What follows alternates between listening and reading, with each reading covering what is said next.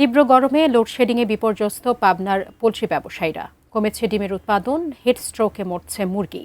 পাবনার টেবুনিয়া থেকে বিস্তারিত জানাতে যুক্ত হচ্ছেন প্রতিনিধি রিজভী জয়। রিজভী জয়, পোলট্রি ব্যবসায়ীদের এই যে বিপর্যস্ত অবস্থা বলছি লোডশেডিংয়ের কারণে, এটি নিয়ে আপনি ব্যবসায়ীদের সাথে কথা বলতে পেরেছেন কিনা, কি বলছে তারা?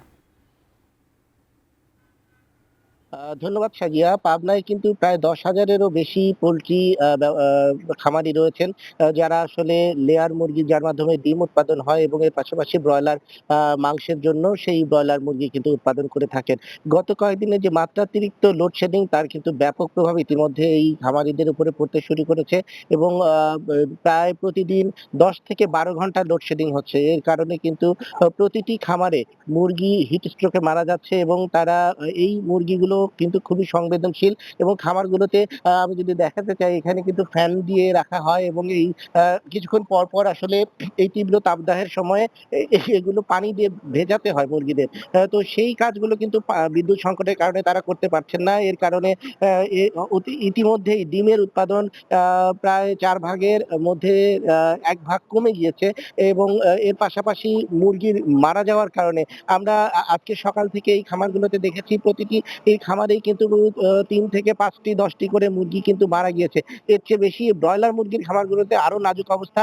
আমি কথা বলেছি সেখানকার খামারিদের সঙ্গে, তারা জানিয়েছেন যে প্রতিদিন প্রতিটি ব্রয়লারের খামারে একটি মুরগির ওজন যেখানে ২.৫ থেকে ৩ কেজি, সেই মুরগিগুলো ১০ থেকে ১২ টি করে মারা যাচ্ছে।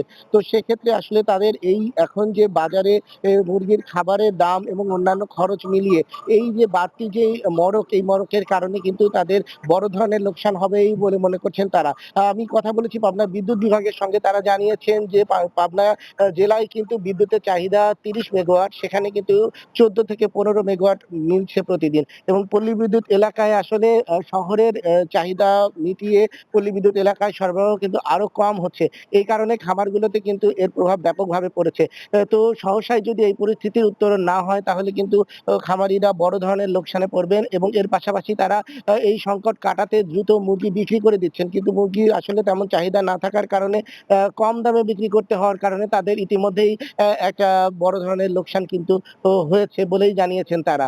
সাজিয়া, এই ছিল আমার কাছে পাবনার পোল্ট্রি খামারিদের যে লোডশেডিং এর প্রভাব, তার খবর।